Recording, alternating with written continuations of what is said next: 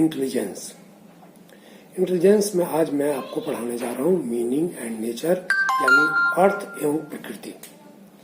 बुद्धि शब्द का प्रयोग हम साधारण बोलचाल की भाषा में कई अर्थों में करते हैं। उदाहरण के तौर पर रमेश कैसा बुद्धिमान बालक है, अजय विजय से अधिक बुद्धिमान है, संजय का दिमाग बहुत ही तेज है और अरुण का बौद्धिक विकास अभी तक नहीं हुआ है। ये सब हम उदाहरण के तौर पर बुद्धि के लिए बोल सकते हैं। जैसे क्लास में हम लोग बोलते हैं कि फलाना विद्यार्थी कितना तेज है, कितना बुद्धिमान है, लेकिन हम वहाँ अजय की तुलना विजय से करते हैं कि अजय विजय से ज्यादा बुद्धिमान है, और फिर हम तीसरे को देखते हैं कि संजय का दिमाग बहुत ही तेज है, और फिर चौथे को देखते हैं कि अरुण का बौद्धिक विकास अभी तक नहीं हुआ है, और बौद्धिक विकास यानी बुद्धि का विकास अभी तक नहीं हुआ है ना। तो बुद्धि का प्रयोग हम लोग साधारण बोलचाल की भाषा में करते हैं। इन सभी वाक्यों से यह प्रश्न उठता है कि क्या बुद्धि क्या बुद्धि वास्तव में कोई शक्ति है? बुद्धि वास्तव में कोई शक्ति है जिसका संबंध मस्तिष्क से है, यानी बुद्धि का संबंध मस्तिष्क से होता है और मस्तिष्क से ही बुद्धि का संचालन होता है। जिसका संबंध मस्तिष्क से है, और क्या यह विकासशील वस्तु है जिसके कारण बालक में सीखने की क्षमता में अंतर ज्ञात होता है, यानी सीखने की क्षमता में अंतर ज्ञात होता है। आप लोगों को मैं पहले ही बताया था कि सीखने की क्षमता में अंतर का मतलब क्या है कि हम एक ही क्लास में 100 लड़के को पढ़ाते हैं और सबकी बुद्धि अलग अलग होती है, सबकी सीखने की क्षमता अलग अलग होती है। इससे ये पता चलता है कि सबका बुद्धि का डिफरेंसेज है, अंतर है। बुद्धि शब्द का प्रयोग सन 1885 ईस्वी में फ्रांसीसी गाल्टन नामक मनोविज्ञान शिक्षा शास्त्री ने किया था। बुद्धि विभिन्न प्रकार की योग्यताओं का नाम है। बुद्धि मनुष्य की विशेषताओं से युक्त एक मानसिक तत्व है जो सभी प्राणियों में कुछ न कुछ पाई जाती है। बुद्धि रहने के कारण ही सभी प्राणी जिंदा रहते हैं और सब अपने अपने विवेक से काम करते हैं। बुद्धि पशुओं में भी होता है, मनुष्यों में भी होता है। पशुओं में होता है तभी वो उड़ के जाते हैं, दाना लाते हैं, खिलाते हैं, घोंसला बनाते हैं। ये बुद्धि और दिमाग की वजह से ही ये काम होता है। लेकिन ये सर्वाधिक मनुष्य में पाया जाता है बुद्धि, जिसके कारण मनुष्य जो है संसार का सबसे बुद्धिमान प्राणी कहा जाता है, क्योंकि उसमें सबसे ज्यादा बुद्धि होता है। और बुद्धिमान मनुष्य जो होता है वो जीवन के हर क्षेत्र में सफलता प्राप्त करते हैं, इसीलिए कि उसके पास बुद्धि है, और बुद्धि से जीवन के हर क्षेत्र में हम सफलता प्राप्त कर सकते हैं। अतः किसी व्यक्ति को बुद्धिमान या बुद्धिहीन तब तक नहीं कहा जा सकता है जब तक उसके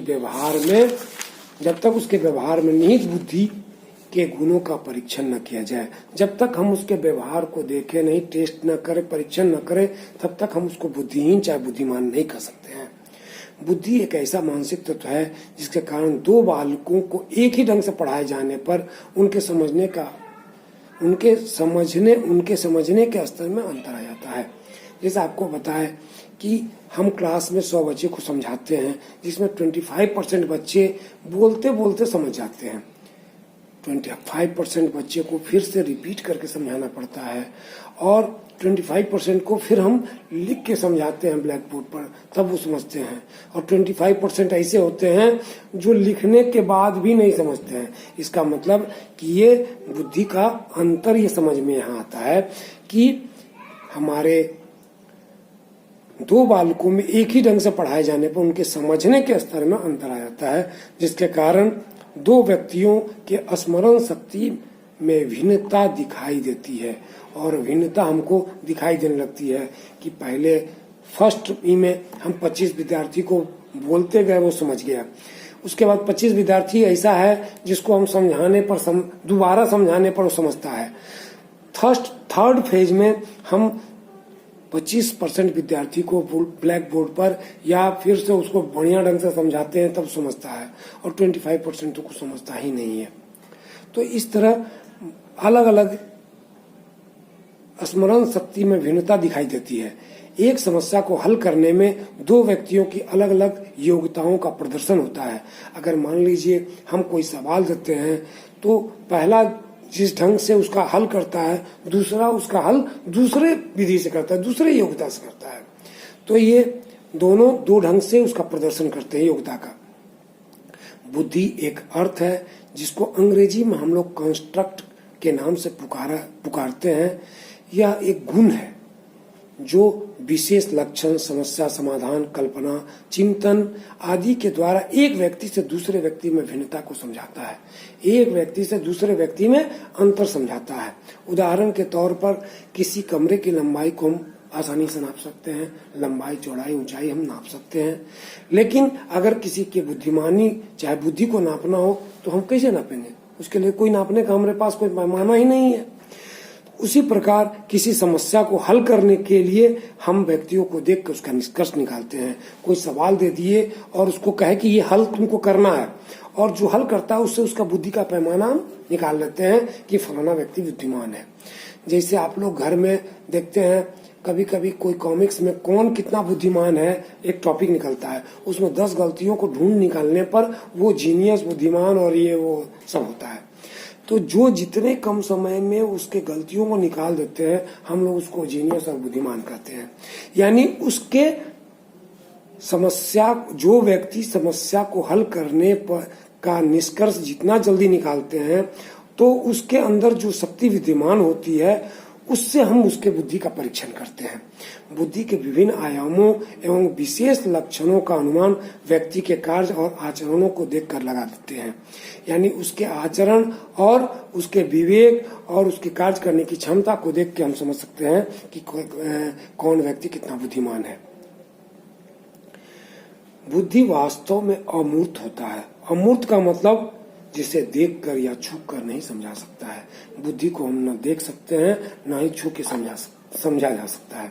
यानी अगर हम किसी को कहते हैं कि फलाना कितना बुद्धिमान है, फलाना कितना सुंदर है, लेकिन उसको देख के और हम छू के नहीं समझ सकते, बुद्धिमानी को हम लोग देख कर छू के नहीं समझ सकते हैं। तो हर व्यक्ति का व्यवहार देख के ही हम समझ सकते हैं कि कौन कितना बुद्धिमान है।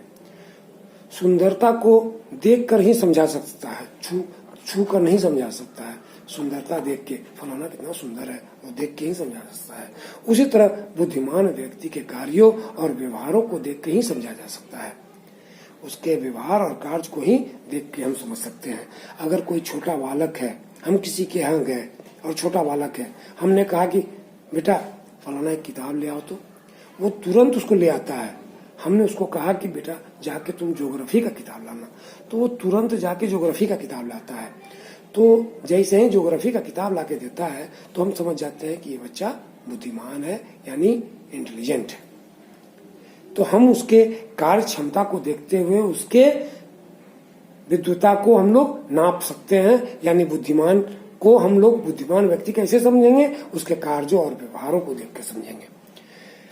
अतः बुद्धि की परिभाषा हम इस प्रकार दे सकते हैं।